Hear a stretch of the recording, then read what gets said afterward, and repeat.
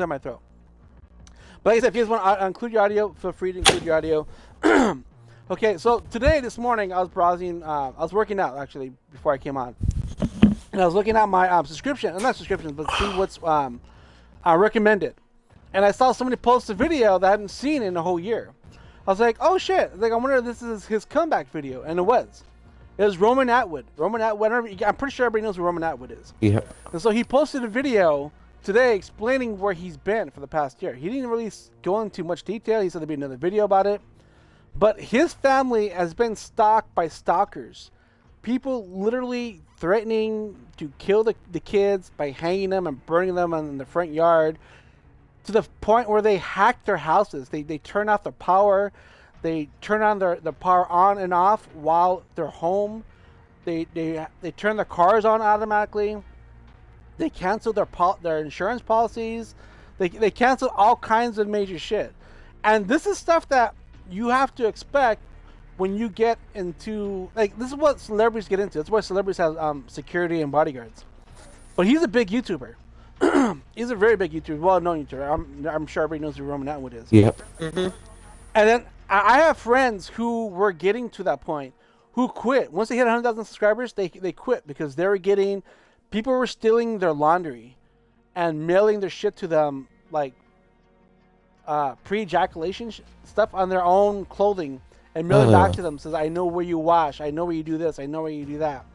And so people quit because they got afraid because of stalkers. But Roman Atwood had to get the FBI involved. FBI, I believe they caught them, because that's why he's back. And he says the red light at the end of the tunnel, and we want to thank the FBI for all their help. So I'm guessing the FBI caught, it wasn't just one stalker, it's more than one person. And they caught the people. He's not saying who, what. He hasn't said that yet. Maybe another video he probably will. But that gets me wondering. It's like, I'm glad I'm not at that point.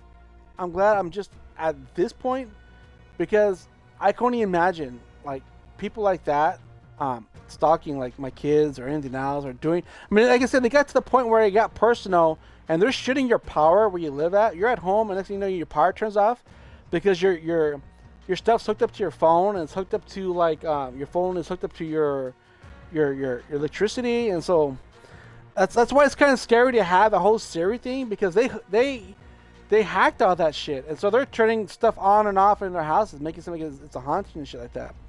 Stuff like that is crazy. It's just like, I'll never do that. I'll never hook up my power to my phone.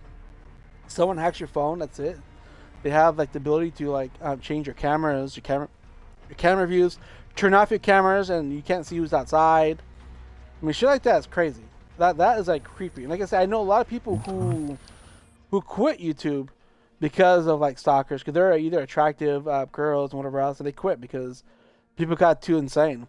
Now, I get a few people out there who, like, I see you shop here, I see you eat there, so that must mean you live somewhere around here. It's kind of like, what? Like, why? What does it even matter where I live at? And there's a few girls that who do follow, who do watch, and they see that I get messages, I get DMs. I just ignore it. I was like, oh no, I just go to different cities when I shop. But they're saying, well, you always eat here and you always go there, so you have to live there. I was like, oh my god, like, why does it matter? Don't even worry about where I live, where I do. But I just want to visit you, bro. It's just, but that's creepy shit. But see, he talked about too about the casual people coming to the door, knocking, people ringing the doorbells, or standing outside the house taking pictures, stuff like that. But when it gets too personal, when people start sending pictures and actually hacking your phone, and every time he talked about how they always change the phone number, and then the person will come back. So, wait, you can't hide from us, and blah blah blah. I mean, okay, like see crazy. that they breached, like, the guy's account, like his phone company, everything like that. That's different. That is. See, that's what I'm saying. They breached a lot. He didn't, like I said, he didn't get in full detail about everything they did. But if you watch the video, it's like a 26-minute video. He talked about the horrific things that they were saying that they wanted to do to his kids, to him, to them. Like, it's just like, it's creepy shit. But once again, if social media is what you want to get into, this is what you're going to have to, like, deal with. You have to deal with hackers. You're going to have to deal with stalkers. You're going to have to deal with haters. You're going to have to deal with swatting.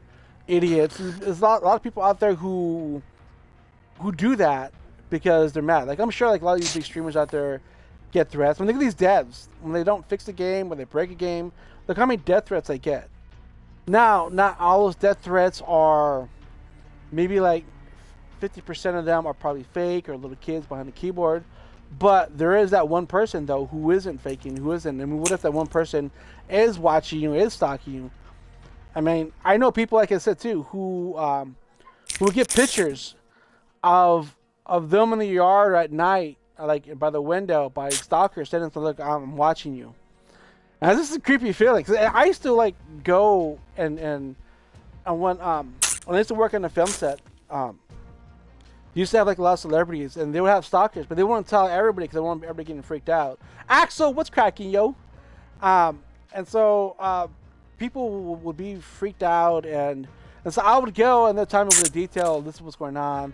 So this is the kind of message they get, and it's creepy to walk into your room knowing that someone slept in your bed and had sex with the mannequin and leave the mannequin there, and had like their picture plastered on the mannequin's face.